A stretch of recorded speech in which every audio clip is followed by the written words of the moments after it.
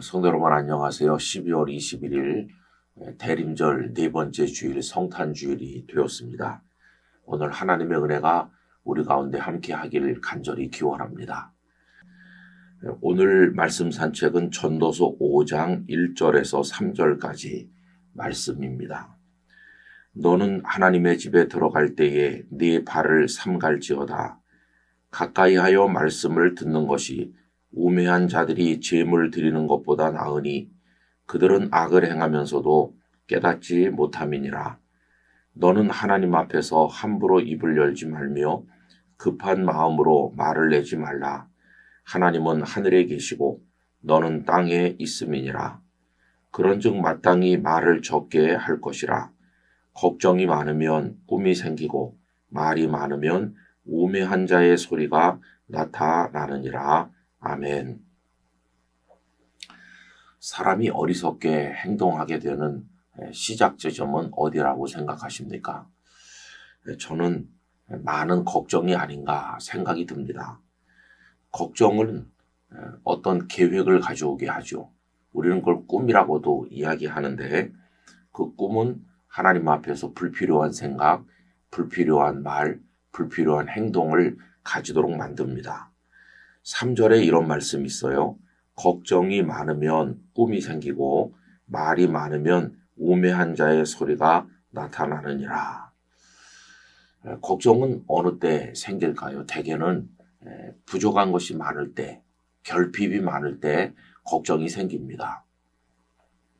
경제적인 것을 하나 예를 들어보면 어떤 사람이 물질적으로 어렵다고 생각해 보세요. 그러면 걱정이 많겠죠. 그 걱정은 당연히 어떤 바라는 바가 생깁니다. 내가 돈이 많다면 얼마나 좋을까 이렇게 생각을 하겠죠. 그래서 그 걱정이 어떤 바람이 생겨요. 이 바라는 거를 좋게 말하면 꿈이라고 하고 또 조금 나쁘게 말하면 욕망이라고도 이야기할 수 있습니다. 여러분 우리가 가지는 꿈을 나쁘게 말하면 욕망이 되는 거죠. 근데 그 욕망이 생기면 그 다음에는 그걸 이루어야 될 거 아닙니까? 그래서 이런 생각 저런 생각 하게 돼요. 어떻게 하면 내가 많은 돈을 가지게 될까? 근데 여러분 돈을 많이 가지는 게 쉽게 어떤 질서 있게 잘 되는 일이 아니거든요. 그래서 어떤 사람들은 편법, 불법 이런 악을 행하게 돼요. 그래서 어떤 속임수, 어떤 남의 것을 갈취하는 방법 이런 걸 동원해서라도 이제 많은 돈을 얻어야지라는 생각을 하게 돼요. 여러분 그런 생각을 품고 또 악을 행하게 되는 과정에서 우매한 생각도 나타나고 우매한 말도 많이 하게 되죠. 결국 이게 하나님 앞에 죄가 된다는 것을 알게 됩니다. 여러분 야고보서 1장 15절은 이 과정을 아주 단순하게 잘 언급하고 있습니다. 욕심이 잉태한 즉 죄를 낳고 죄가 장성한 즉 사망을 낳느니라. 어떤 결핍 상황은 그에게 걱정을 가져오고 이 걱정은 어떤 욕심을 품게 만들고 좋게 말하면 꿈을 꾸게 만드는데 그걸 이루는 과정에서 편법, 불법, 탈법을 하게 되고 그게 악이 되고 결국은 그것이 사망을 가져오게 된다는 것이에요. 여러분 이런 어리석음에 떨어지지 않는 비결이 뭐가 있을까요? 우선 그것은 하나님을 경외하는 것입니다. 5장 7절은 이렇게 말씀하죠. 꿈이 많으면 헛된 일들이 많아지고 말이 많아도 그러하니 오직 너는 하나님을 경외할지니라. 여러분 부족함이 많을 때 그래서 내가 돈이 많으면 좋겠어 혹은 또 이런저런 어떤 것들이 많으면 좋겠어 라고 하는 욕심이 우리 마음에 스멀스멀 피어오를 때 그때 그걸 멈추는 방법은 하나님을 경외하는 거예요. 하나님을 생각하는 겁니다. 그러면 여러분 하나님을 경외하는 사람은 어떻게 하게 될까요? 첫째는 하나님께 가까이 해서 하나님의 말씀을 듣는 겁니다. 1절에 보면 하나님의 말씀을 듣는 것이 우매한 자가 제물 드리는 것보다 낫다 이렇게 말합니다. 여러분 이 말은 순종이 제사보다 낫다는 말씀을 떠올리게 해주지 않습니까? 하나님의 말씀을 듣는 것이 그게 최고다 하는 것입니다.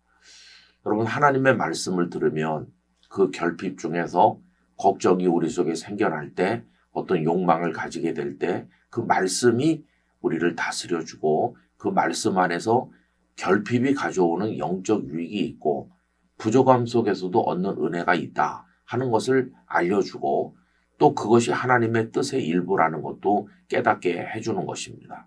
그래서 말씀으로 자신을 다스리게 되는 거죠. 또 하나님을 경외하는 사람은 두 번째로 어떻게 하는가? 하나님 앞에서 입을 닫습니다. 하나님 말씀을 들으려고 하면 내 입은 닫아야 되죠. 귀를 열어야 되는 거잖아요. 그래서 2절은 이렇게 말씀하죠.